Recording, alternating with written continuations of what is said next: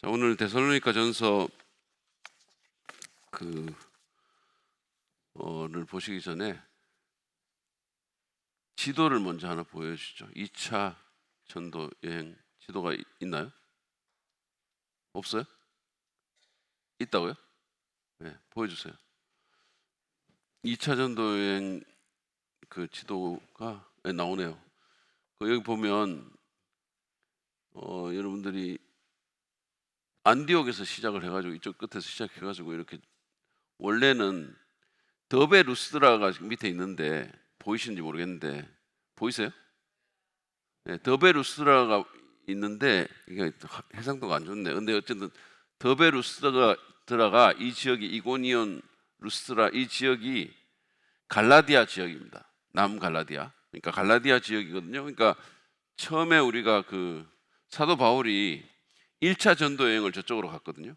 이고니온 더베 루스드라 뭐 이쪽으로 갔단 말이에요. 그러니까 그 지금 터키 이게 지금 이 반도가 터키인데 터키의 아래쪽에 이 부분으로 이제 갔는데 이거를 우리가 갈라디아 지역이라고 불러요. 그래서 갈라디아서를 보낸 게 이제 이쪽에 있는 교회들에게 편지를 보냈고, 그래서 원래 처음에 이제 바울이 가려고 했던 데는 2차 전도 여행 때 가려고 했던 데는 그쪽이었었어요. 거기 가서 이제 자기가 원래 개척했던 교회들을 돌아보고 견고하게 하기를 원했던 거예요. 그랬는데 이제 성령께서 인도하셔가지고 어쨌든 저 소아시아 지역에 저 드로아라는 저 북쪽에 있죠.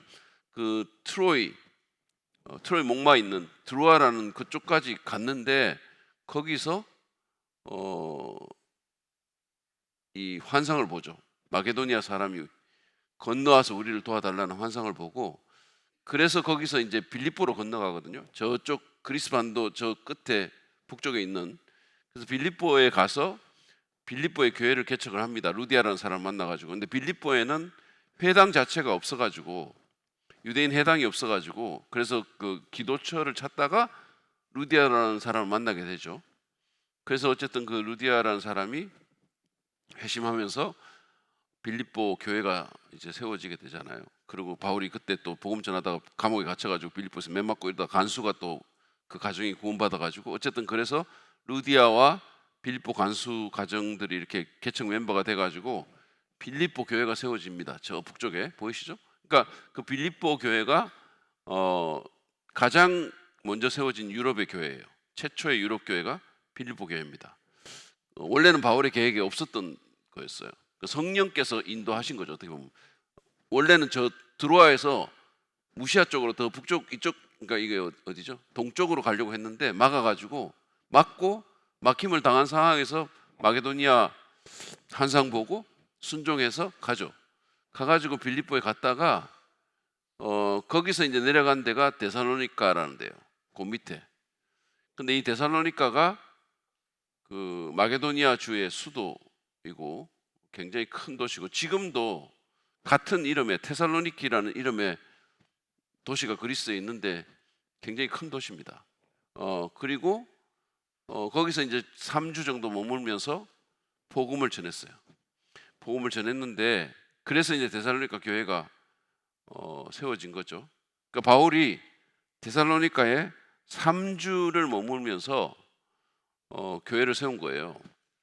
그게 얼마나 짧은 기간이죠. 어떻게 보면 3주 동안 머무르다가 굉장히 밀도 있는 시간이었겠지만 어쨌든 3주라는 시간이 물리적으로 그렇게 긴 시간은 아니잖아요. 그러다가 이제 거기서 폭동 같은 게 일어나고 이러면서 이제 베레아로 피신을 간단 말이에요. 그 옆에 베레아가 있죠. 지금도 베레아라는 이름의 도시가 있어요. 작은 도시인데 있어요.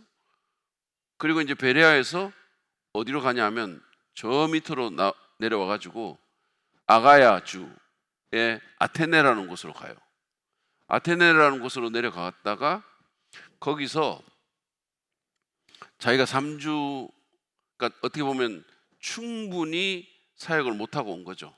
자기가 생각했던 만큼 충분히 사역을 못하고 내려왔으니 얼마나 마음이 썩였겠어요. 그러니까 이제 그 데살로니가 전서에 보면 참다 못하여 이런 게 나옵니다. 그래서 어쨌든 거기서 디모데를 이렇게 다시 보내죠. 보내가지고 데살로니가 교회로 보내고 자기는 고린도로 넘어가요. 그래서 이제 고린도에서 1년 6개월 동안을 있게 되는 거예요. 1년 6개월 동안 고린도에서 이제 있게 되면서 고린도 교회를 개척을 하는데 아테네에 있을 때 사도행전 17장에 보면 아테네 뭐 알지 못하는 신에게 이렇게 쭉 바울이 아테네를 거리를 이렇게 둘러보니까 신전이 너무너무 많고 온갖 우상들이 있는데 나중에는 심지어는 혹시라도 빼뜨렸을까 봐 알지 못하는 신이라는 우상까지 있었다고. 그래서 바울이 그 알지 못하는 신에게라는 그걸 보고 거기서부터 시작해가지고 이제 아테네에 있는 사람들에게 복음을 전하죠. 그 너희들이 알지 못하는 그 신을 내가 말해주겠다라고 얘기를 해가지고 예수 그리스도를 전하잖아요. 그래서 아테네에서도 어떤 사람들이 회심하고 예수를 믿게 돼요. 그러니까 어떻게 보면 고대 그리스 로마 시대의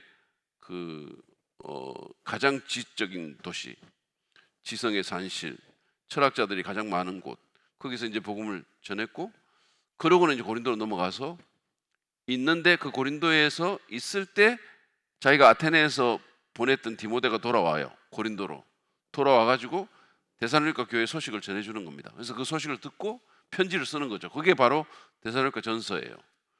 그러니까 2차 전도 여행 중에 쓰여진 거죠. 데살로니가 전서가. 그래서 이제 우리가 믿기로는 가장 빨리 쓰여진 바울의 서신이 갈라디아서예요. 갈라디아서. 그러니까 이제 주후 49년도 그때 쓰여졌다. 그러니까 1차 전도 여행 마치고 돌아와서 안디옥에서 썼을 거라고 생각하는데, 어쨌든 그게 가장 빨리 쓰여진 서신이에요. 바울 서신 중에. 물론 이제 저 위에 행정구역적으로 북갈라디아서를 믿는 사람들은 갈라디아서가 더 늦게 쓰여졌다고 생각해요. 그래서 그런 사람들은 데살로니가 전서가 제일 먼저 쓰여진 서신이라고 생각하는데, 어쨌든 저는 그렇게 믿지 않고 갈라디아서가 제일 먼저 쓰여졌고 주후 49년도에 쓰여졌다고 생각하는데, 그거를 제외하고 가장 먼저 쓰여진 서신이 데살로니가 전서예요. 데살로니가 전서. 그러니까 아마 50년에서 51년 사이에 이렇게 쓰여진 걸로 보이는데, 그래서 제가 얘기했죠. 1차 전도 여행 끝나고 갈라디아서 2대. 2대 나왔어. 그래서 2대 데살로니가 전서 쓰고 얼마 안 있다가 데살로니가 후서 써요. 그러니까 고린도에서 씁니다. 그래서 1갈 2대 갈라디아서를 먼저 쓰고 그 다음에 데살로니가 전서 후서를 고린도에서 쓰게 되죠. 이제 그게 이제 지금 우리가 보고 있는 데살로니가 전서입니다. 그러니까 2차 전도 여행 중에 자기가 세운 교회, 얼마 전에 세웠죠. 자기가 세운 교회에 자기가 편지를 쓰는 거예요. 그 마음이 막 이렇게 아빠 같은 마음이 막 동해가지고 편지를 쓰는 거죠. 그래서 오늘은 이제 그 개요를 제가 지난번에 그 베레아에 있는 바울 동상 사진 보여준다 그랬잖아요. 한번 보여주세요. 베레아에 이게 베레아 지금 도시의 광경이에요. 광경이고 이게 이제 바울 기념관이 조성이 돼 있어요. 그 베레아에. 그리고 동상이 거기 있습니다. 예, 제가 말했죠. 그러니까 구부정하게 엄청 큰 동상인데 구부정하게 이렇게 허리가 굽은 바울이 성경책을 손에 들고 이렇게 있는 동상이에요. 그래서 굉장히 제가 보고 좀 짠한 마음이 들었습니다. 이 동상을 보고. 자, 어쨌든 그래서 지금 여러분들이 베레아에 가시면 이런 것들을 볼 수가 있어요. 그러니까 저는 개인적으로 여러분들이 성지순례를 한번 가는 거를 강력하게 권유를 해드려요. 요즘 뭐 여행들 많이 가는데 막 무슨 뭐 이렇게 좋은데 막 찾아가지고 유럽 여행 가고 뭐 어디 가고 이렇게 하는 것도 좋지만 성지순례를 크리스천들 한번 가봤으면 좋겠다는 생각이 들어요. 근데 이제 이쪽 이게 두 부분이잖아요. 저는 아직도 이스라엘은 못 가봤어요. 가려고 했었는데 자꾸 이게 성령께서 막으셨는지 하여튼 뭐 코로나 터지고 뭐 어쩌고 막 해가지고 우리 집사람 암 걸리고 막 이래가지고 계속 이제 그게 할 때마다 뭔가 이렇게 해서 못 갔는데 그 이스라엘, 요르단, 이집트 쪽으로 가는 게 하나가 있고 그 다음에 이제 터키 저쪽 바울의 발자취를 따라가지고 터키 그리스 쪽으로 가는 게 있어요. 거기서 로마까지 가기도 합니다. 근데 그런 게 있는데 이제 이 이스라엘 성지순례는 지금 계속 전쟁 나고 뭐 정세가 안 좋고 막 이러니까 그게 가기가 쉽지가 않은 거죠. 그런데 이제 여기는 그래도 비교적 평안하니까 갈만해요. 갈만하고 볼 것도 굉장히 많거든요. 그래서 여러분들이 한번 여유가 되시면 가면 좋겠다는 생각이 들고, 제가 이제 생각하고 있는 게 내년쯤이나 한번, 원래는 제가 뭐 외국을 많이 나가가지고 선교 여행을 가서 내년쯤이나 우리 교회에서 한번 그 터키 그리스 여행을 한번 갈까, 이런 생각도 있어요. 그래서 그 제가 이제 세상교회 물어봤더니 세상교회는 뭐 매년마다 나간다 그러더라고요. 근데 어쨌든 그 한번 우리 교회에서 가는 분들이 생기면 한 20-30명 되면 교회적으로 이렇게 형성해가지고 갈 수가 있거든요. 가면 좋을 것 같고, 제가 볼 때는 이제 여러분들한테 권유해 드리는 건 뭐냐면, 여기 지금 이미 자녀들이 다 컸나? 여러분들이 자녀들을 여행을 만약에 보낸다면 선교 여행도 좋고, 그 다음에 성지순례, 이 터키 쪽 그리스 쪽으로 성지순례를 보내는 것도 강추합니다. 왜냐하면 걔네들이 거기 가가지고 뭐를 보냐면 실제로 성경에 나오는 그것들이 여기 있다는 걸 보게 되는 거예요. 이게 어릴 때는 특히 더 그런데, 그냥 이게 막연히 그냥 무슨 어떤 그런 걸로 생각하고 있다가 실제로 가서 보는 거예요. 바울이 갇힌 감옥도 보고 막 이렇게 보는 거예요. 그러니까 이게 성경이 이게 그냥 뭐 이상한 소설을 쓴 게 아니구나라는 것을 확실하게 볼 수 있어요. 그래서 여러분들의 자녀들에게 해줄 수 있는 굉장히 중요한 성경 교육입니다. 그거를 한번 해보시는 것도 좋을 것 같아요. 어쨌든 자, 그래서 오늘 개요를 일단 보겠는데, 데살로니가 전서는 지금 그 5장까지 돼 있어요. 5장까지. 그리고 후서는 3장까지 돼 있거든요. 그러니까 데살로니가 전서를 한번 보시죠. 보시면 개요를 보시면 여러분도 노트에도 있는데 서론에 보면 이제 인사와 감사가 나옵니다. 1절부터 10절에. 그러면서 이제 발신자와 수신자를 밝히죠. 발신자는 바울과 실라와 디모데로 이렇게 써놨어요. 근데 바울의 서신인데 같이 있는 사람들 이름을 넣어준 거죠. 실라를 실루아누라고도 말을 하기도 하죠. 그 데살로니가전서 1장 1절에 보면 실루아누 이렇게 되어 있습니다. 실루아누는 라틴식의 발음이고 실라는 그리스식 발음이에요. 어쨌든 같은 인물입니다. 그리고 수신자는 데살로니가에 있는 교회, 데살로니가 사람들, 교인들이 이제 그 수신자이죠. 그리고 1장 2절 3절에 보면 감사, 뭐를 감사하냐면 믿음의 수고, 믿음의 역사와 사랑의 수고와 소망의 인내를 강조하면서 감사하고 있고, 그 다음에 이제 1장 4절부터 10절에 보면 복음의 열매에 대해서 얘기를 하고 있어요. 복음이 말이 아니라 능력이다. 그래서 막 이 사람들이 우상에서 돌아와서 하나님 섬기고 주님의 재림을 기다리는 그런 삶에 대해서 얘기를 하고 있어요.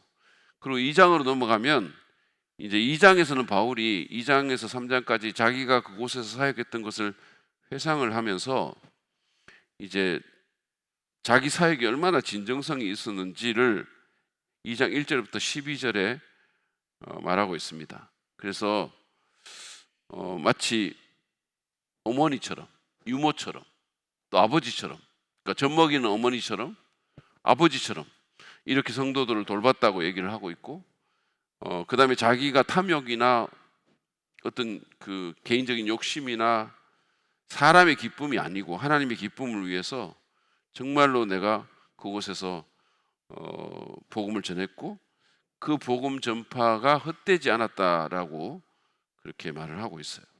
자신의 동기에 대해서도 밝히고 있고, 그 다음에 이제 그랬을 때 그 2장 13절부터 16절에는 데살로니가 사람들이 그 말씀을 어떻게 받았는지에 대해서 얘기를 하고 있는데, 그들이 그 말씀을 사람의 말이 아니라 하나님 말씀으로 받았다는 거예요.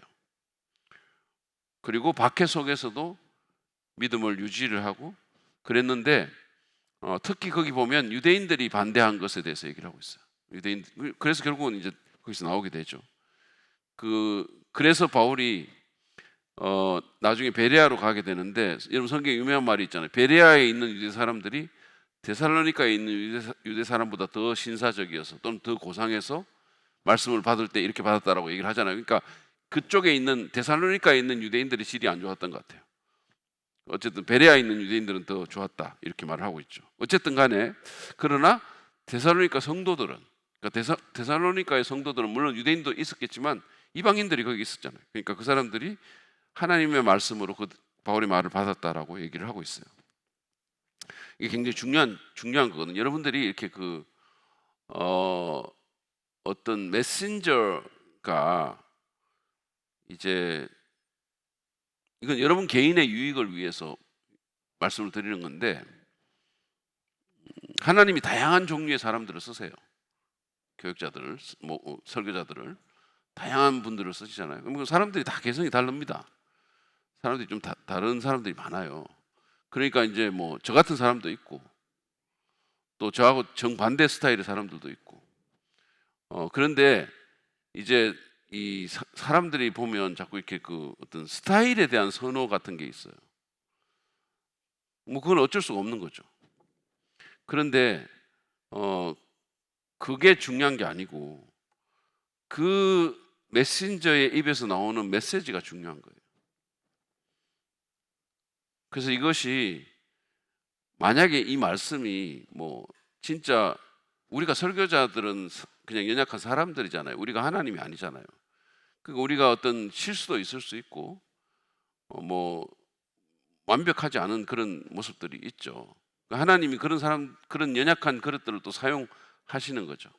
그러면서 그 연약한 그릇들을 통해서 또 당신의 말씀을 그 가운데 전하는 거잖아요.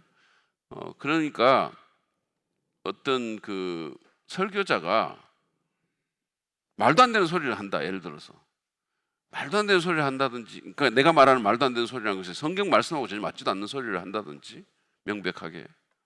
아니면 설교자가 뭐 자기의 어떤 거를 위해 가지고 막 잘못된 동기로 하는 것이 명백하게 드러난다. 뭐 이런 게 있으면 그럼 우리가 분별해야 되죠. 분별력이 필요합니다. 그냥 뭐 누구든지 여기 서면은 그냥 거기 나오는 모든 말을 다 뭐 우리가 아무 생각 없이 그냥 아멘 아멘 아멘 아멘 이렇게 하라는 뜻이 전혀 아니에요.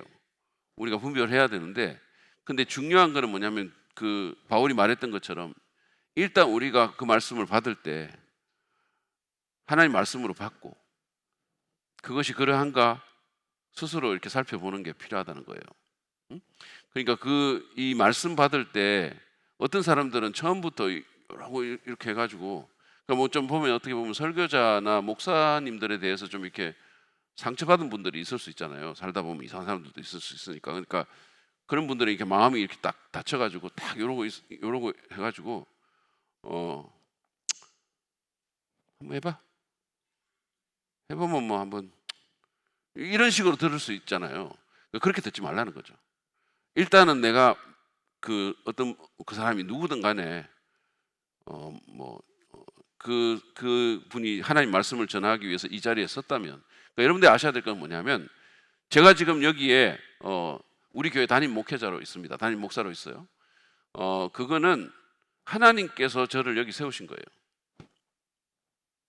그러니까 그러니까 뭐 이거는 제가 이렇게 제 권위를 주장하려고 말하는 게 아닌 것을 여러분들이 아마 알 겁니다. 저는 그런 성향의 사람이 아니에요. 그러니까 제가 말하는 거는 이거예요.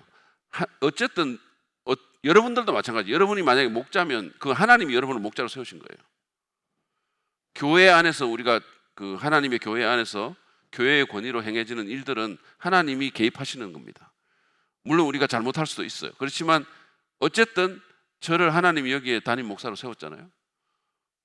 그래서 제게 하나님이 이 교회를 이끌고 인도할 수 있는 그런 권위를 주셨어요. 저한테 주셨어요. 그러니까 그것은 제가 하나님 앞에서 회개해야 될 문제예요. 하나님과 계산해야 될 문제고, 저는 그 사실을 언제나 인식하고 있어요. 그러면 제게 주어진 권위에 따라서 제가 이 강단에 세우는 사람들은 저를 통해서 하나님께서 그냥 여러분들에게 세우시는 거죠. 그러면 그분이 전도사든 뭐 목사든 꼭 담임 목사가 아니더라도 일단 말씀을 받을 때 하나님 말씀으로 받고, 그 다음에 그 말씀이 그러한가 여러분들 보셔야 돼요. 그리고 예를 들어서 제가 뭐 선교사님이 오신다든지 또는 뭐 어떤 다른 분들을 세운다든지 했을 때 그분들이 저하고 완전히 스타일이 완전히 다를 수 있어요. 그렇다 하더라도 그게 스타일로 여러분들이 그걸 평가하면 안 되고 그 입에서 나오는 하나님 말씀이 어떤 말씀인가를 보셔야 돼요. 그리고 그 듣고 여러분의 마음에 새겨서 여러분의 유익을 위해서 그 권위를 인정하고 들어야 된다는 말씀이에요. 그래서 하나님 말씀으로 받고 그 말씀이 여러분 마음속에서 열매 맺을 수 있도록 그렇게 가야 됩니다. 왜냐하면 있잖아요. 여러분 제가 천년만년 여기 있을 거 아니잖아요. 그렇잖아요. 저는 언젠가 때가 되면 또 물러나고 또 다른 사람이 여기 선단 말이에요. 근데 다른 사람이 여기 서는데 저하고 완전히 다른 스타일의 사람이 설 수도 있어요. 그럴 때 여러분들이 성숙하게 또 잘 받아주고 하나님 말씀으로 받고 또 그 말씀을 실천하고 이런 일들이 있어야 여러분들이 성장할 수 있고 교회가 성장할 수 있는 거예요. 아시겠죠? 그래서 이 데살로니가 사람들이 말씀을 사람의 말이 아니라 하나님의 말씀으로 받았다는 사실을 꼭 기억하시기 바랍니다. 그 사람은 사실은 도구에 불과한 거예요. 그 다음에 바울이 2장 17절부터 3장 5절에 보면 그들에 대한 그리움을 표현을 하고 있어요. 성도들을 너무 만나고 싶어 했어요.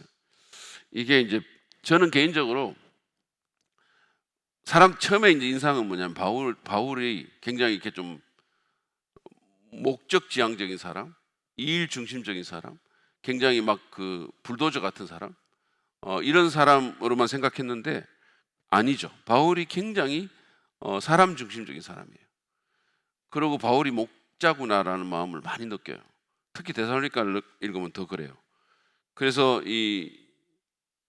우리가 특히나 목자들이나 교사들, 교육자들은 이 성도들에 대한 마음, 사람에 대한 관심, 그 사람을 사랑하는 마음, 이런 것이 반드시 필요합니다. 우리가 만약에 그런 게 부족하면 하나님께 구해야 돼요. 그냥 있잖아요. 내가 내 목장을 관리한다, 이게 아니에요. 사람에 대한 관심이 있어요. 사람을 사랑할 수 있어야 돼요. 저도 마찬가지고 사람에 대한 사랑, 사람에 대한 관심. 그래서 바울은 그런 게 있었습니다. 그래서 너무 만나고 싶어서 데살로니가에서 이렇게 자기가 어떻게 보면 약간 자의에서 나온 게 아니기 때문에 거기 써놨어요. 다시 가고 싶었다. 다시 가려고 몇 번 시도했는데 사단이 막았다, 이렇게 돼 있어요. 그래서 못 가게 된 거죠. 결국은 그래서 이제 디모데를 참다 못해서 보내는 거예요. 왜냐하면 그들이 어떻게 지낼까, 어떻게 자기가 3주 동안 그 사람들한테 진짜 열심히 가르치고 왔는데 그 후에 그들의 삶이 어떨까, 거기에 대한 관심이 너무 지나쳤던 거죠. 그 빌리 그레함이라는 분 있잖아요. 여러분 아시죠? 부흥사 복음 전도자죠. 우리나라에도 오셨던. 근데 이 빌리 그레함이 처음에는 이제 전도를 할 때 복음만 전했어요. 근데 그분이 나중에 이제 그 내비게이터를 만들었던 도슨 트로트맨하고 같이 협업을 합니다. 같이 협업을 하게 되고, 도슨 트로트맨의 내비게이터 조직하고만 협업을 하는 게 아니고 가게 되면 지역 교회들하고 협업을 해요. 그래서 교회들과 같이 이제 해가지고 그 사람들을 교회로 이렇게 이관을 시켜주는 거예요. 근데 그가 왜 그랬느냐 하면 처음에 복음만 전했을 때는, 여러분 빌리 그레함 전도대 미국에서 하는 거 잘 못 보셨죠? 엄청나게 큰 스테디움을 빌려가지고 하는데 이 사람들이 복음을 전하잖아요. 그리고 초청을 하잖아요. 그러면 이제 밑으로 나와요. 사람들이 밑으로 운동장으로 걸어 나옵니다. 끝도 없이 계속 나와요. 진짜 와, 어떻게 저럴 수가 있지? 설교도 한 30분 정도 하거든요. 길면 우리 집사님 너무 좋아할 만한 설교라 길면 30분, 짧으면 25분. 근데 진짜 심플하게 해요. 그러고 초청하면 저는 처음에 이렇게 듣고 저 설교 듣고 사람들이 나올까 이런 생각이 들 때도 있었어요. 그런데 막 끝도 없이 나와요. 끝도 없이. 그래서 나오잖아요. 그러면 거기 나온 사람들 쫙 세워놓고 영접하고 기도하고 그렇게 해요. 근데 어쨌든 빌리 그레함이 처음에 그 일을 하고 이 교회들과 연관이 안 되고 도슨 트로트맨 같은 사람이 옆에 없고 했을 때는 그분이 이렇게 얘기했어요. 그날 그 집회에 와서 복음을 듣고 자기가 믿겠다고 고백하고 기도하고 이름 적어놓고 간 사람들이 그날 밤에 뭐를 할지 잠이 안 왔다. 자기가 잠이 안 온다는 거예요. 그 돌아가서 뭐를 할지. 그게 목자의 마음이죠. 어떻게 보면. 그래서 그 다음부터는 이제 교회에 다 연결을 시켜주는 거예요. 그래서 교회에서 계속 연락하고 이렇게 하는 거예요. 그러니까 제가 그 노방전도를 불광동 교회에서는 노방전도를 했는데, 제가 노방전도 하는 것에 대해서 이렇게 좀, 노방전도가 좋은 거죠. 좋은 건데 조금 염려가 있는 게 뭐냐 하면, 불광동 교회에서도 그랬었어요. 이번에 3분 무슨 브릿지 전도법도 들으니까 그런 게 있는데, 나가서 사람들한테 복음을 전하잖아요. 나가서 복음을 전하면 이제 어떤 사람들한테 뭐 막 하면 믿겠다 그래요. 그래서 이름을 적잖아요. 이름을 적어주는 사람도 있고 안 적어주는 사람도 있고, 어쨌든 그렇게 해가지고, 우리는 불광동에 있을 때 11시 예배를 했으니까 11시 예배 끝나고 이제 바로 나가요. 나가가지고 오후 3시에 오후 예배가 있었거든요. 그러면 이제 나가면 지금 우리 교회로 치면 전도팀장 되는 분들이 그 나간 사람들의 다 취합을 해요. 우리 뭐 청년부는 청년부대로 나가고 막 다 나가요. 나가가지고 이제 각 지역을 돌거든요. 돌고 돌아와요. 돌아오면 이제 그분이 시합을 하는 거죠. 그래가지고 3부 예배 때, 오후 예배 때 발표를 하세요. 발표를 하는데 이렇게 말합니다. 오늘 우리가 나가가지고 몇 명이 나갔는데 몇 명에게 복음을 전했고 몇 명이 영접했습니다. 이렇게 해요. 사람들 막 박수 치고 이래요. 그럼 보통 뭐 몇 명이 영접했냐면 한 뭐 50명이 영접했습니다. 뭐 40 몇 명이 영접했습니다. 이렇게 얘기를 해요. 그랬는데 그럼 와야지 교회를. 그 다음 주에 한 명도 안 와요.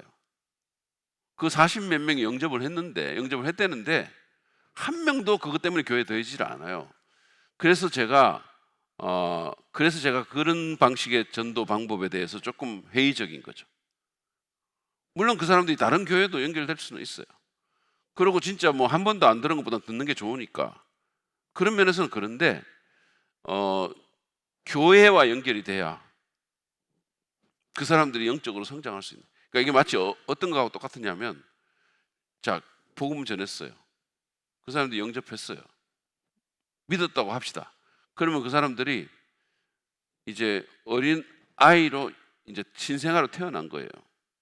근데 이게 마치 뭐하고 똑같으냐면, 신생아로 태어난 아이를 그냥 내버려 두고 오는 거예요. 가정에, 병원에 연결을 안 시켜주고 오는 거죠. 그 얼마나 안타까운 일입니까? 그게 얼마나 위험천만한 일이냐고요. 그래서 제가 제일 믿는 거는 뭐냐면 관계 전도를 믿는 거죠. 관계 전도를 해서 교회에 연결을 시켜주는 거예요. 그게 가장 건강하고 올바른 전도 방법이에요. 어쨌든 간에 그래서 바울이 그런 마음이 있었다는 거죠. 바울이 너무나 그 간절함이 있어가지고 그래서 디모데를 보냈고, 그래서 디모데가 아테네에 있을 때 디모데를 보냈어요. 그리고 자기는 고린도로 넘어갔는데 디모데가 온 거예요. 그래서 3장 6절부터 10절에 보면 디모데가 이제 고린도로 와서 좋은 소식을 전했어요.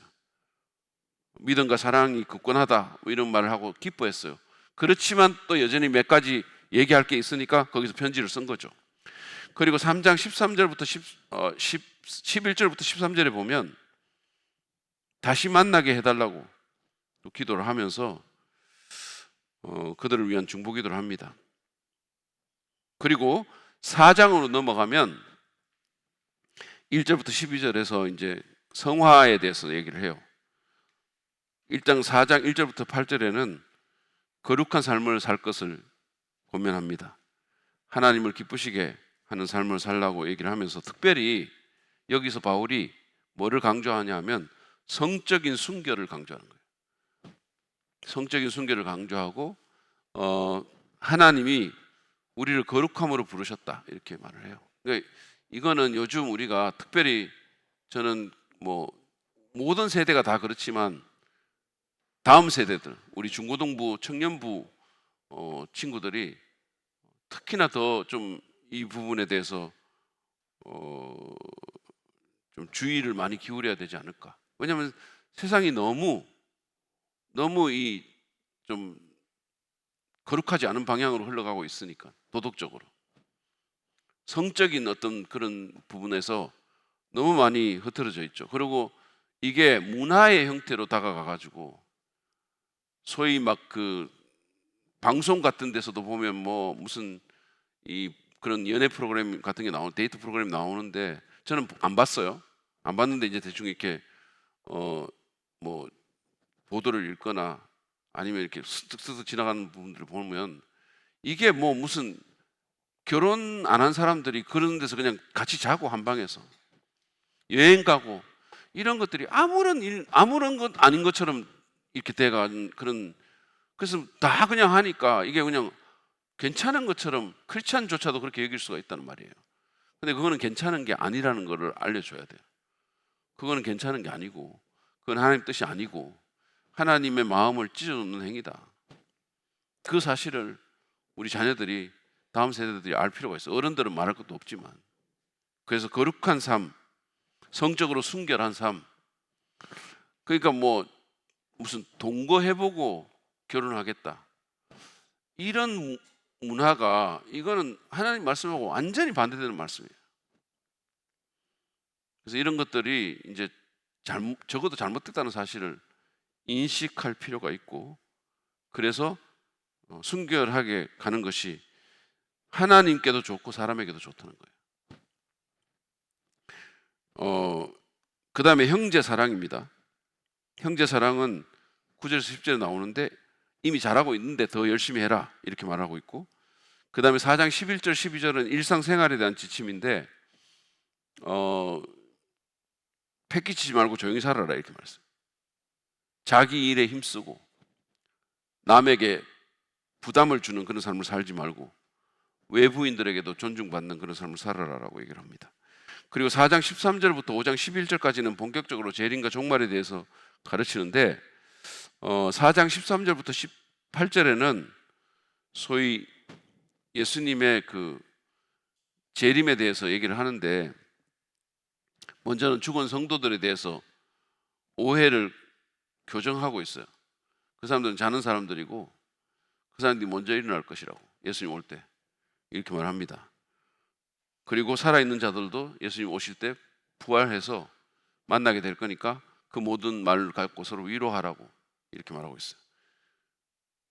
그리고 주의 날에 대해서 5장 1절부터 3절에 말합니다. 주의 날이라는 것은 이 종말에 있을 심판의 날, 그런 날이에요. 그래서 그 날이 이제 주님의 재림과 함께 이 땅에 임하게 될 건데 도적같이 임한다 이렇게 말했어요. 때와 시기는 알 수가 없고 도적같이 임한다. 그리고 믿는 자는 그 날을 대비해서 깨어있는 삶을 살아라 이렇게 말하고 있습니다. 5장 4절부터 8절에 빛의 자녀로서 깨어있는 삶을 살고 믿음과 사랑과 소망으로 무장하라고 권면합니다. 그리고 5장 9절부터 11절에 보면 이제 구원의 확신과 위로에 대해서 말을 하는데, 하나님은 우리를 부르실 때 진노를 위해서 부르신 게 아니라 구원을 위해서 부르셨고, 그래서 서로 격려하고 서로 세워주라고 권면하고 있어요. 그리고 5장 12절부터 28절은 이제 마무리로 넘어가는데, 일단 공동체에서 5장 12절부터 15절에 보면 공동체의 질서에 대해서 얘기를 해요. 얘기를 하면서 지도자를 존중하라고 얘기합니다. 공동체를 이끄는 자들을 존중하고, 그 다음에 서로 화목하고 약한 자를 돌보고 악으로 악을 갚지 말라고 이렇게 말하고 있어요. 그리고 성도의 생활 원칙을 16절부터 22절에서 말하고 있는데, 유명한 그 말씀이 나오죠. 데살로니가전서에서 가장 유명한 말, 항상 기뻐하고 쉬지 말고 기도하고 범사에 감사하라고, 그 얘기가 여기서 나와요. 참 듣기는 좋은데 실천하기 쉽지 않은, 항상 기뻐하고 쉬지 말고 기도하고 범사에 감사해라. 우리가 만약에 이거를 지속적으로 실천한다면 완전히 달라지겠죠, 그죠? 여러분들이 이렇게 그 감사하는 것, 그러니까 저도 이게 참 의식적으로 자꾸 이렇게 애를 써야 돼요. 그러니까 감사하는 것, 어떤 일이 있을 때 감사하는 삶, 그것만 우리가 실천해도 저는 많은 가정들이 달라지리라고 생각합니다. 감사하는 것, 불평하지 말고 뭐 잘못된 거 지적하기보다 감사하는 삶. 여보, 오늘도 내 옆에 있어줘서 감사해요. 아니 뭐 아침에 그러면 이게 그 가정이 어떻게 되겠냐고 생각해 보세요. 근데 우리가 잘 표현도 안 하고 감사 잘 안 하니까 아침에 일어나서도 하나님 정말 내가 오늘 또 이렇게 정말 이 찬란한 햇살을 보게 해주셔서 감사합니다. 이렇게 감사하고, 그러니까 감사하면서 살면 정말 삶이 변할 것 같아요. 감사하는 사람이 정신병 걸릴 리는 없어요.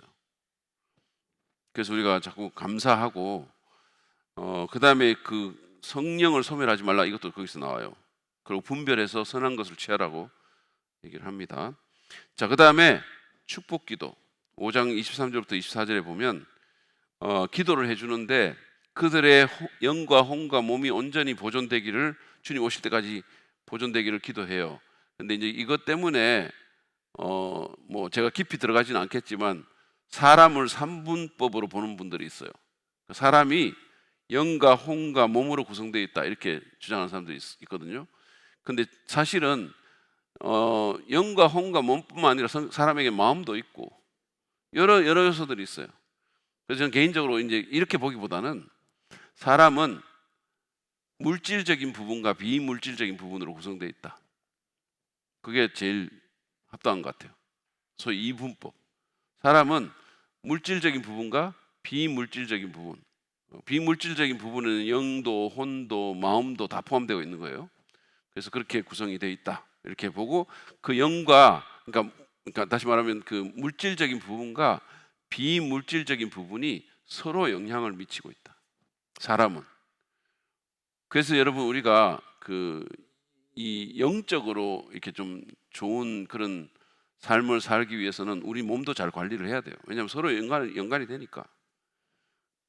그래서 제가 이런 말을 할 자격은 없지만 그렇다는 얘기예요. 그래서 좋은 컨디션으로, 사실은 제가 김병삼 목사님이라는 분이 있는데요, 아시는 분은 아실 거예요.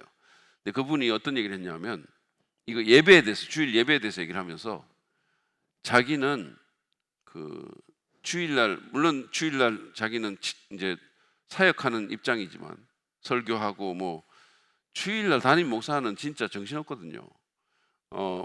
왜냐면 그 마음에 이렇게 여러 가지 프레셔들이 많아요. 사람들 돌아봐야 되고, 근데 설교도 해야 되고 뭐 이런 게 많은데, 교회 전체적으로 전반적으로 또 오늘은 또 무슨 방송 사고가 있을까, 뭐 또 이게 뭐 여러 가지 것들이, 뭐 예를 들어서 뭐 오늘은 또 PPT 올라오는데 주님 사랑해요를 누가 또 누님 사랑해요로 안 적었을까, 뭐 온갖 생각들이 많이 나고, 만약에 그런 것들이 조금이라도 하면 가슴이 철렁거리고 막 이래요.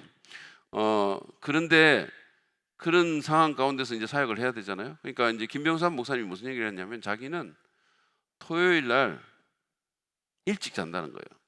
다른 날보다 더 일찍 잔다. 그리고 가급적이면 마음을 굉장히 편안하게 하려고 애를 쓴다는 거예요. 왜냐하면 자기가 최상의 컨디션으로 주일을 맞고 싶어서 그렇게 한다는 거죠. 최상의 컨디션. 그래서 우리가 몸과, 그러니까 비물질적인 부분과 물질적인 부분이 서로 연결되고 있다는 사실을 기억하고, 그래서 이 몸과 마음을 잘 관리해야 됩니다. 그리고 마지막 인사를 합니다. 자기를 위해서도 기도해 줄 것을 요청하고, 바울은 늘 그걸 했어요. 나를 위해서 기도해 달라고. 그 말하기를 부끄러워하지 않았습니다. 그래서 저도 좀 더 자주 여러분들한테 그 얘기를 해야 될 것 같아요. 저를 위해서 기도해 주세요. 저를 위해서 기도해 주세요. 그러니까 스펄전이라는 유명한 설교자가 있어요. 스펄전이라는 유명한 설교자가 있는데, 그분이 그 당시에는 뭐 최고의 설교자였거든요, 영국에서. 근데 그 교회에 사람들이 이렇게 유명한 분이니까 교회에 이렇게 누군가 오잖아요. 그러면 그분이 제일 자랑하는 게 뭐냐면 그 교회의 중보기도, 그리고 데리고 갔대요. 사람들이 와서 기도하는 모습을 보여줬다는 거예요. 주중에도 늘 사람들이 와서 기도하고. 그리고 주일날에는 어떻게 했냐면, 그 옛날 교회들은, 그런 교회를 여러분 있는지 모르지만, 이렇게 강대상이 위에 이렇게 그러니까 이렇게 계단 타고 올라가 가지고 있어요. 굉장히 높이 있는 거예요. 여기도 하나 있고 저기도 하나 있고, 여기 사회자 있고, 그런 강대상인데 그 밑에서 사람들이 이분 설교할 동안 기도하는 거예요. 기도 요원들이 있어요. 그러니까 그래서 그런 식으로 이 기도로 자신들의 어떤 자기의 사역이 유지되고 있다는 사실을 늘 강조했다고 합니다. 찰스 스탠리 목사님이라는 분이 이런 얘기를 했어요. 목사의 가장 큰 자산은 그를 위해 기도하는 성도들이다, 이렇게 얘기했어요. 그게 목사의 가장 큰 자산이다 그랬어요. 그래서 저는 여러분들이 제가 안 그래도 부족한 사람이니까 제가 이렇게 잘 할 수 있도록 기도해 주시기를 부탁을 드립니다. 우리 교회 교육자도 마찬가지로 그렇게 그것이 정말 우리가 사역할 수 있도록 하는 원동력이 되는 것 같아요. 자, 그렇게 하고 이제 거룩한 입맞춤으로 인사하라고 하고 축도하고 끝납니다. 자, 이것이 개요예요. 그러니까 데살로니가 전서는 몇 장으로 되어 있다? 5장으로 되어 있습니다. 네, 5장입니다. 데살로니가 후서는 3장으로 되어 있어요. 53 무슨 뭐 없나? 53 예, 53 예, 생각나시죠? 53. 자, 그래서 이제 그 기억하시기라고 제가 말씀드린 거고, 데살로니가 전서의 특징을 몇 가지를 오늘 보고 마무리하려고 하는데요. 일단 데살로니가 전서는 가장 초기의 바울 서신입니다. 제가 말씀드렸죠. 제일 먼저 써진 게 뭐라고요? 갈라디아서입니다. 갈라디아서. 그 다음이 데살로니가 전서예요.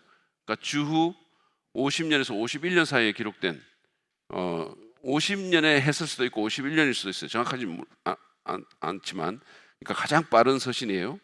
자, 이 서신에 보면 소위 초대교회의 원형적인 신앙의 모습들을 보여주는 여러 것들이 나와요. 이를테면 아주 급진적으로 회심을 합니다. 우상에게서 돌이켜서 바로 그냥 주님께로 회심하는 그런 급진적 회심의 모습이 나오고, 그 다음에 또 재림을 기대하는 삶.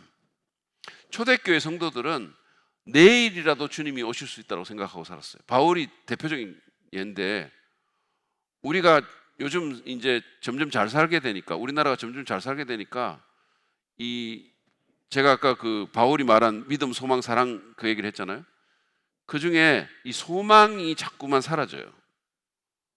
이 소망이 주님에 대한 소망이 아니라 이 세상 소망으로 자꾸 변해지고 변질이 되고, 이 세상이 너무 좋고, 그래서 그냥 주님 좀 늦게 오시고, 저는 아직 저기도 못 가봤고 여기도 못 가봤고 누릴 게 너무 많고, 이렇게 되는 거예요. 그래서 자꾸 이제 우리 이 문명 국가의 크리스천들의 그 삶 속에서 이런 게 사라져요. 재림을 기대하는 삶이 자꾸 사라져요. 그리고 더구나 이제 자꾸 이 소위 말해서 시한부 종말론자들이 자꾸 문제를 일으키는 바람에 우리 한국 교계에서 이상한 지금 현상이 일어나고 있는데, 이 재림에 대한 말만 하면 이상하게 보는 거예요. 그 사람을. 저 혹시 이단 아닌가? 이렇게 보는 거예요. 그래서 너무 지금 잘못돼 가고 있는 거죠. 초대교회 성도들은 내일이라도 주님이 오실 수 있다고 생각하고 살았어요. 그러니까 긴장하게 되는 거예요. 준비하며 사는 거예요.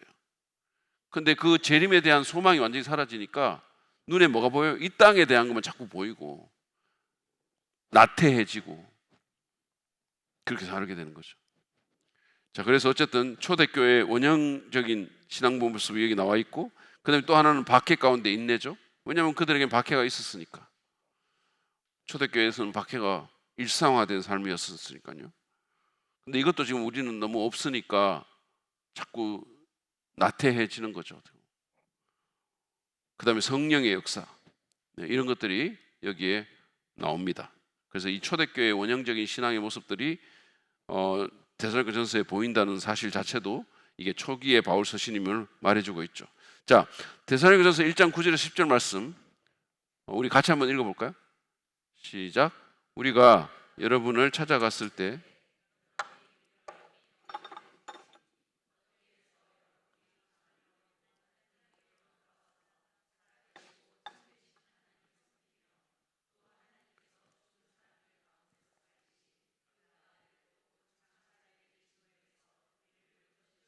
예수께서 하늘로부터 오시기를 기다리는지를 그들은 말합니다.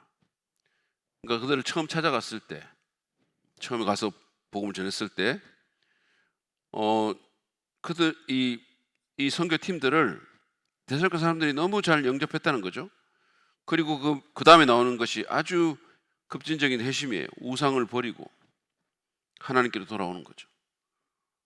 그래서 살아계시고 참되신 하나님을 섬겼다 그랬어요. 그리고 또 주님의 재림을 기다렸다라고 말을 했다. 그런 특징을 지니고 있고요. 또 하나는 비교적 단순하고 명료한 구조를 갖고 있다. 이게 5장으로 되어 있는데 이 데살로니가 전서에는 복잡한 신학 논증 같은 게 별로 없어요. 그러니까 뭐 로마서나 갈라디아서에서 우리가 본 것처럼 그런 것들이 별로 없고 흐름이 굉장히 좀 자연스럽습니다. 자연스럽고 굉장히 이해하기도 쉽고 그래요. 이게 보면 그 처음에는 그들을 향해서 감사하고 그 다음에는 그들과의 관계를 이렇게 회상을 해요.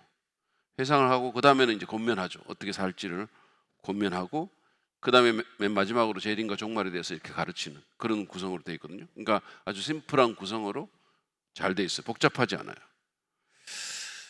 그래서 초신자 교육용으로도 매우 적합한 그런 서신입니다. 그 다음에 세 번째가 목회적이고 따뜻한 어조로 되어 있어요. 논쟁적이지 않아요.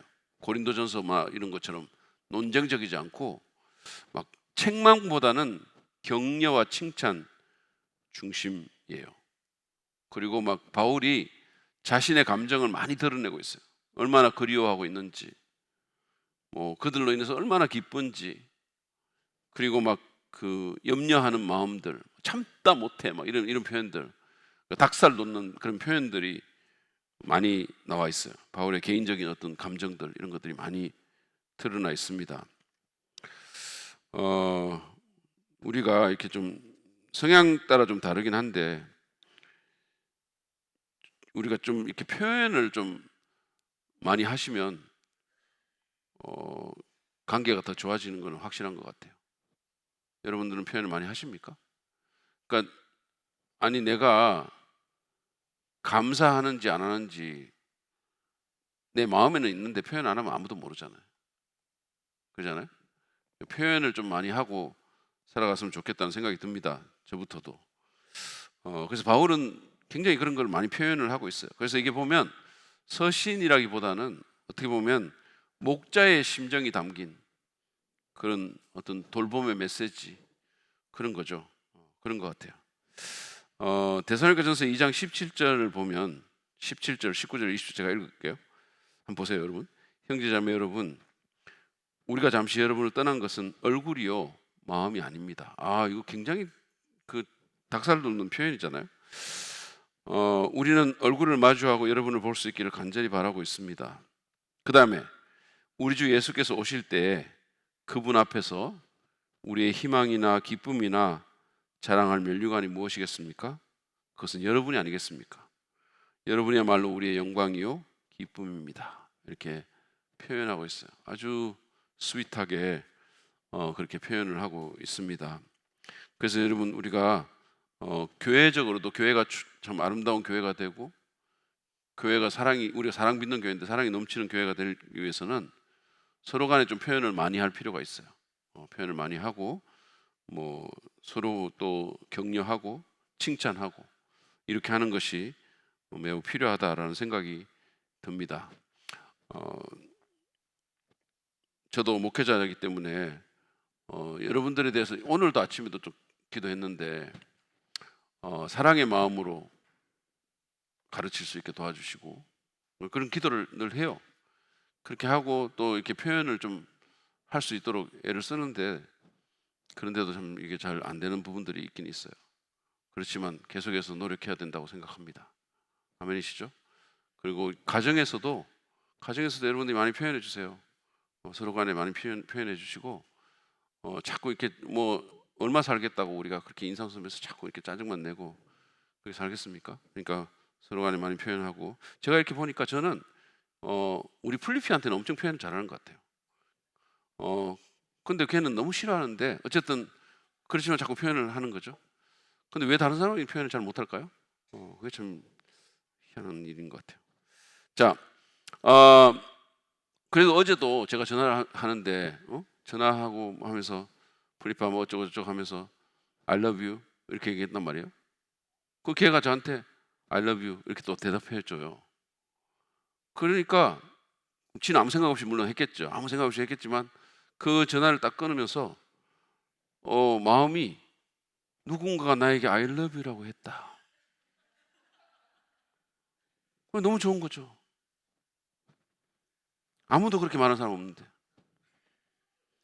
자, 그래서 서로 표현합시다. 자, 그다음에 종말론 중심 서신이에요.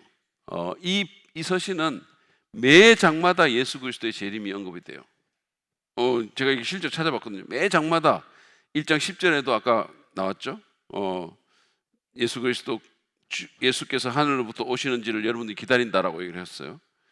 그리고 2장 19절에도 또 재림에 대한 얘기가 나오고 3장 13절에도 재림에 대한 얘기가 나오고 4장 13절부터 18절은 뭐 유명한 그 주님 공중 재림하는 얘기가 나오고 5장 1절부터 11절에 또 나와요. 그러니까 매 장마다 예수님의 재림이 언급이 되고 있고 특히나 4장과 5장은 더 자세하게 다루고 있어요. 그런데 바울에 의하면 예수님이 다시 오실 때 예수 안에서 죽은 자가 부활합니다. 우리보다 먼저 그러니까 우리가 만약 주님 우리가 살아 있을 때 오시면 우리보다 먼저 죽은 자들이 부활하고 그 다음에 살아 있는 자가 변화된다 그랬어요. 그리고 바울에 의하면 이 재림은 확실하다는 거예요. 반드시 있게 될 거라는 거예요. 그렇기 때문에 성도들이 소망 가운데 깨어 있는 삶을 살아야 된다는 거죠. 제가 몇 번 얘기한 것 같은데 여러분 그 예수님께서 이 땅에 오셨을 때 2000년 전에 오셨을 때 사실은 그 구약의 예언에 따라서 오셨잖아요. 그래서 미가서 그러니까 예수님 오시기 700년 전에 기록된 미가서에 베들레헴에서 온다고 말했는데 예수님이 정확하게 베들레헴에서 왔잖아요. 근데 여러분 그 당시에 서기관들이 그 당시에 그 율법 학자들이 헤롯이 불러가지고 메시아가 어디서 나겠냐 이렇게 물었을 때 그 사람들이 그 구절을 알고 있었어요. 알고 있었는데도 불구하고 베들레헴에서 온다라고 했는데도 불구하고 영적으로 둔감해가지고 예수님이 오셨는데도 모르고 있었어요. 가볼 생각조차 안 했어요. 심지어 저쪽에서 저 다른 나라에서 막 사람들이 와가지고 말을 하는데도 불구하고 성경 아는데도 불구하고 그랬잖아요. 근데 어쨌든 예수님께서 처음 오셨을 때도 그냥 쑥 온 게 아니에요. 구약에서 계속 말씀하셨고 그 말씀대로 오셨단 말이에요. 그렇다면 이 초림이 예수님의 초림이 성경의 예언에 따라서 이루어졌다면 예수님의 재림은 더 확실한 거예요. 왜? 재림에 대한 예언이 초림에 대한 예언보다 3배가 더 많아요. 구약 성경에. 그러니까 주님은 반드시 오실 겁니다. 예수님이 2000년 전에 오셨다면 그분은 더 확실하게 다시 오실 거예요. 그래서 자 데살로니가 전서 5장 2절에 보면 주님의 날이 밤에 도둑처럼 온다는 것을 여러분 자세히 알고 있습니다. 이렇게 돼 있어요. 그리고 6절에 보면 그러므로 우리는 다른 사람들처럼 잠자지 말고 우리는 이제 믿는 사람들이죠. 잠자지 말고 영적으로 둔감하지 말고 깨어 있으며 정신을 차립시다 라고 말을 하고 있어요. 제가 참고로 거기 여러분 노트에도 있죠.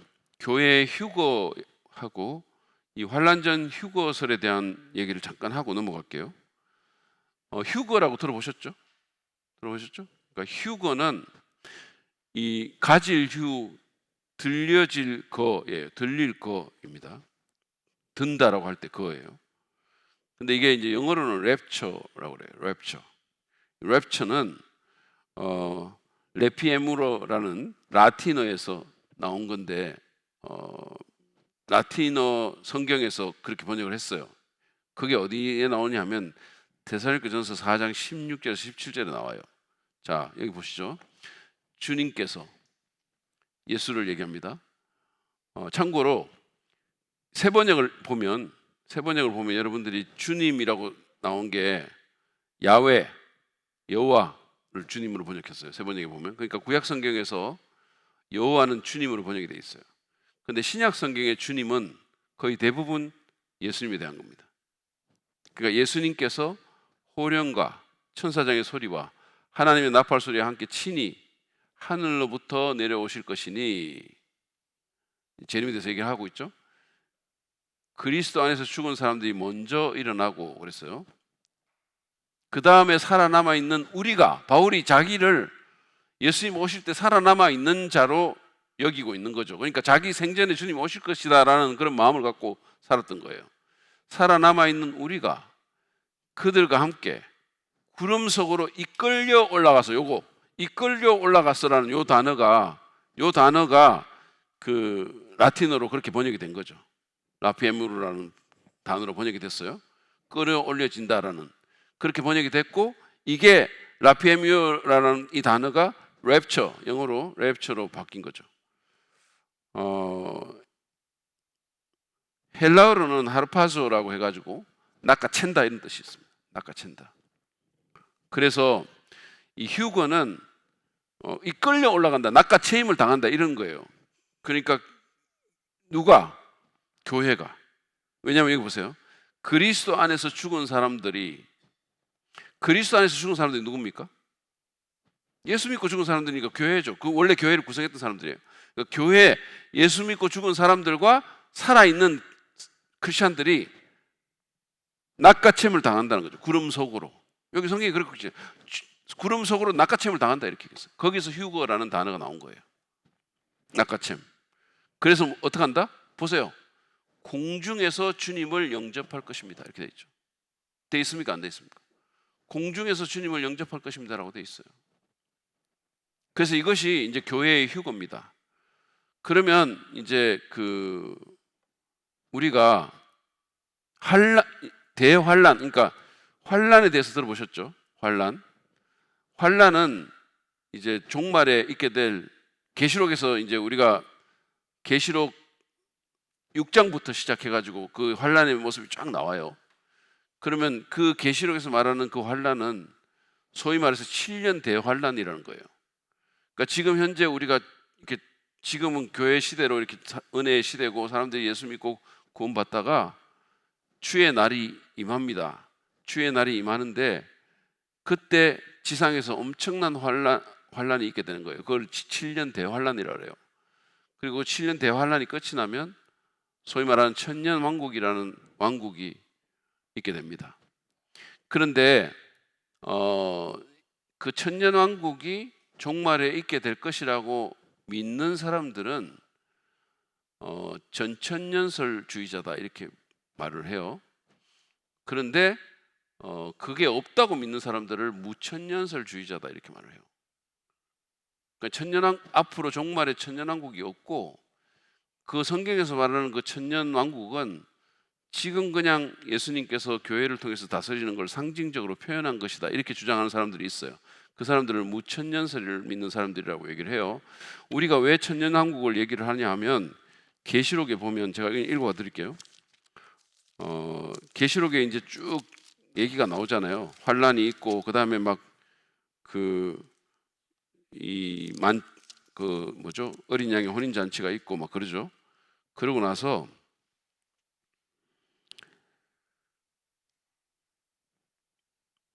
계시록 20장 6절에 보면, 5절부터 제가 읽을게요. 4절에 읽을게요. 내가 또 보좌들을 보니 그 위에 사람들이 앉아 있었는데 그들은 심판할 권세를 받은 사람들이었습니다. 또 나는 예수의 증언과 하나님 말씀 때문에 목이 베인 사람들의 영혼을 보았습니다. 그들은 그 짐승이나 그 짐승 우상에게 절하지 않고 그들의 이마와 손에 그 짐승의 표를 받지 않은 사람들입니다. 잘 보세요. 그들은 살아나서 그리스도와 함께 1000년 동안 다스렸습니다. 그 나머지 죽은 사람들은 1000년이 끝날 때까지 살아나지 못하였습니다. 이것이 첫째 부활입니다. 이 첫째 부활에 참여하는 사람은 복이 있고 거룩합니다. 이 사람들에게는 둘째 사망에 아무런 세력도 부리지 못합니다. 이 사람들은 하나님과 그리스도의 제사장이 되어서 1000년 동안 그와 함께 다스릴 것입니다. 이렇게 됐어요. 그러고 나서 1000년이 끝나면 사단이 옥에서 풀리고 사방의 사람들을 미혹해가지고 아마 전쟁을 한다, 최후의 전쟁을 한다 그랬어요. 아마겟돈 전쟁은 그 이전에 있는 전쟁입니다. 하여튼 그런 게 나옵니다. 자, 그러면 그래서 이제 이 천년 동안 다스린다라고 얘기를 했으니까 천년 왕국을 우리가 믿고 있고, 그 천년 왕국 이전에 계시록 6장부터 쭉 나오는 그 환란이 있게 되는데, 환란 전 휴거설이라는 것은 뭐냐면 그 환란이 있기 전에 교회가 들림 받는다, 이런 뜻이에요. 그러니까 이제 이게 세 가지가 있는데 제가 자세히 말씀드리기는 그런데, 환란 중간에 휴거가 된다, 환란 후에 휴거가 된다, 이런 입장이 세 가지 정도가 있어. 크게 환란 전에 휴거받는다, 환란 중간에 휴거받는다, 환란 후에 휴거받는다, 이렇게 이제 입장이 세 가지가 있는데, 데살로니가전서 1장 10절에 보면 우리가 환란 전에 휴거받게 될 것에 대한 강력한 증거가 나와요. 한번 보시죠. 데살로니가전서 1장 10절입니다. 곧 장차 내릴 진노에서, 곧 그랬어요. 장차 내릴 진노에서 우리를 건져주실 예수께서 하늘로부터 오시기를 기다리는지를 그들은 말합니다, 이렇게 얘기했어요. 자, 여기 보시면 예수님이 하늘로부터 오시는 게 재림이에요. 아까 데살로니가전서 4장에서 말한 그 재림입니다. 그때 우리가 낚아채임을 당한다 그랬어요. 그래서 공중에서 주님을 영접한다 그랬어요. 그런데 여기 보면 뭐라고 되어 있습니까? 장차 내릴 진노에서 우리를 건져주신다, 이렇게 얘기했어요. 환란에서 우리를 건져주신다는 얘기예요. 그러니까 우리는 환란이 시작될 때 그 환란에서부터 예수님이 하늘로부터 오시면서 우리를 건져주셔가지고 하늘로 낚아채임을 당해서 공중에서 주님을 만나게 되기 때문에 그 환란 가운데 들어가지 않는다는 말씀이에요. 그래서 우리가 환란 전에 휴거가 된다는 얘기예요. 그러니까 여러분들은 제 말을 믿으시고 환란에 들어가지 마십시오. 아니, 환란 들어가기를 원하세요? 환란 전 휴거예요. 그래서 이 데살로니가전서 1장 10절이 거기에 대한 강력한 증거를 우리에게 보여주는 거예요. 장차 내릴 진노에서 우리를 건져주실 예수께서 하늘로부터 오시기를 기다린다, 이렇게 얘기했어요. 그래서 우리가 환란 전 휴거설을 믿습니다. 뭐 믿기 싫으면 환란 당하시든지. 근데 제가 이렇게 말씀드린 게 여러분들한테 좀 납득이 되고 설득력이 있는지 모르겠어요. 그러니까 데살로니가전서 4장 16절 17절하고 데살로니가전서 1장 10절은 같이 가는 구절이에요. 같이 가는 구절이고, 여기서 공통점이 뭐냐면 예수께서 하늘로부터 오신다 그랬어요. 그리고 거기에 연관된 게 뭐냐면 우리가 낚아채임을 당한다 그랬어요. 낚아채임을 당한다, 공중에서 주님 만난다 그랬잖아요. 근데 낚아채임을 당하는데 데살로니가전서 1장 10절에 보면 그 시점이 나와 있는데 뭐라고 되어 있습니까? 그 진노에서부터 우리가 건짐을 받는다 그랬어요. 그 진노를 통과하는 게 아니고. 그래서 환란 전 휴거설을 우리가 믿습니다. 자, 그 다음에 또 하나 보면 실천적인 신앙을 강조하고 있어요. 데살로니가전서는 굉장히 실천적인 신앙을 강조합니다. 그러니까 교리를 설명하는 것보다 삶의 적용에 더 초점을 두고 있어요. 특별히 아까 말한 것처럼 성적인 순교를 포함한 거룩한 삶, 형제사랑, 그리고 신실한 어떤 성실한 일상생활, 이런 거를 강조하고 있어요. 그러니까 믿음이라는 것이 삶으로 이어져야 된다는 겁니다. 그러니까 믿음이 그냥 머릿속에 머물면 아무 소용이 없다는 거예요. 믿음은 우리의 생활 가운데서 드러나야 된다는 거죠. 자, 데살로니가전서 4장 3절, 7절, 9절, 10절, 12절 이렇게 제가 좀 이렇게 뽑아봤는데, 자, 같이 한번 읽어볼까요? 같이 읽겠습니다. 시작. 하나님의 뜻은 여러분이 성결하게 되는 것입니다. 여러분은 음행을 멀리하여야 합니다. 교우들에 대한 사랑을 두고서는 여러분이 더욱더 그렇게 하기를 권면합니다. 여러분은 바깥 사람을 대하여 품위 있게 살아가야 하고 또 아무에게도 신세를 지는 일이 없도록 해야 할 것입니다. 이렇게 되어 있어요. 그래서 성적인 그 거룩함, 음행을 멀리하라 그랬어요. 음행을 멀리해라, 하나님의 뜻입니다. 이게 분명한 하나님의 뜻이에요. 그리고 서로 사랑하고, 그다음에 외부인들에 대해서도 우리가 신세지고 막 부담스러운 존재가 되고 그래서는 안 된다는 거죠. 품위 있게 살아라 그랬어요. 품위 있게. 그 다음에 또 하나의 특징은 고난 속의 교회를 향한 위로가 거기 있습니다. 데살로니가 교회는 박해 가운데 있었어요. 뭐 초대교회 전체적인 특징이기도 하지만 데살로니가 교회는 특히 더 그랬던 것 같아요. 유대인들도 그들을 힘들게 만들었고 그랬던 것 같아요. 그래서 바울이 성도들에게 고난 받는 것이 이상한 게 아니다. 그러니까 견디라고. 근데 특별히 재림에 대한 소망이 그런 인내를 그들에게 심어주고 고난을 견디게 만든다는 거예요. 우리에게 소망이 있으면, 여러분, 소망이 있으면 어려움을 견딜 수 있어요. 소망이 없는 자는 무너지죠. 그래서 우리가 우리 삶 가운데서 어떤 소망이, 여러분 있잖아요. 여러분들이 만약에 일상적인 삶에서도 그래요. 내가 막 어떤 꿈을 갖고 있잖아요. 내가 지금 참 힘든데, 그렇지만 내가 이런 과정을 통해서 이런 꿈을 이룰 거야 라는 생각을 이렇게 하면 그걸 견디기가 쉬워요. 어려움이지만, 힘든 삶이지만. 그런데 그게 없으면 참 힘들죠. 쉽게 무너지게 되죠. 그러니까 재림에 대한 소망, 예수 그리스도의 나타나심, 이것이 그 당시에 초대교회가 고난을 견디게 하는 소망이 된다고 바울이 권면한 거죠. 자, 데살로니가전서 1장 6절에 보면, 여러분은 많은 환난을 당하면서도 성령께서 주시는 기쁨으로 말씀을 받아들여서 우리와 주님을 본받는 사람이 되었다 그랬어요. 많은 환난을 당했다 그랬어요. 그런데도 불구하고 그들이 말씀을 받아서 그 말씀으로 사도 바울을 본받고 주님을 본받고 그랬는데, 그 원동력이 됐던 게 또 여기는 보면 성령님이다 이렇게 말하고 있어요. 그 다음에 데살로니가전서 3장 3절과 13절을 보시면, 아무도 이러한 온갖 환난 가운데서 흔들리지 않게 하는 것입니다. 여러분도 아는 대로 우리는 이런 환난을 당하게 되어 있습니다 이렇게 했어요. 그러니까 바울이 어려움이 있는 게 너무 당연하다, 이렇게 이상하게 생각하지 마라 이렇게 했어요. 이상하게 생각하지 마라.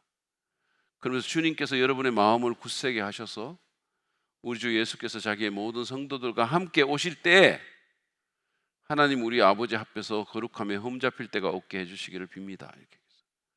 그러니까 여기서 여러분들이 환난을 견뎌야 되는데, 사도 바울이 제시한 그 해결책은 주님 오실 때 그때를 바라보라는 거예요. 그때 바라보고 견뎌라라고 했어요. 마음을 굳세게 해 주실 것을 기도를 했습니다. 그 다음에 또 다른 특징은 믿음과 사랑과 소망의 삼중 구조였어요. 그걸 강조하고 있어요. 제가 늘 그 얘기를 했잖아요. 영성의 척도로서 바울이 제시한 게 바로 이거다. 데살로니가전서 1장 3절입니다. 같이 한번 읽을게요. 시작. 우리는 하나님 우리 아버지 앞에서 여러분의 믿음의 행위와 사랑의 수고와 우리 주 예수 그리스도께 둔 소망을 굳게 지키는 인내를 언제나 기억하고 있습니다. 믿음은, 하나님에 대한 믿음은 우리를 행동하게 만든다는 거예요. 믿음의 행위라고 했어요. 믿음은 그냥 머리에만 있는 게 아니고 믿음은 행동하게 하는 거예요. 그리고 서로에게 대한 사랑은 수고하게 한다 그랬어요. labor, 수고하게 한다. 마치 상고를 겪는 것처럼 그런 수고를 기꺼이 감당하게 한다는 거죠. 그리고 소망으로 견딘다는 겁니다. 인내한다는 거죠. 그래서 이 세 가지가 영성의 척도입니다. 그러면 이제 여러분은 또 저는 우리 삶 가운데서 이런 게 얼마나 있는지를 한번 살펴보자는 거예요. 여러분은 하나님을 믿기 때문에, 신뢰하기 때문에 믿음의 행위를 하십니까? 그런 게 우리 삶 가운데 있습니까? 믿음으로 내가 행하는 거예요. 눈에 보이진 않지만, 느껴지진 않지만 믿음으로 행합니까? 그리고 사랑으로 수고하십니까? 사랑으로 수고를 아끼지 않으십니까?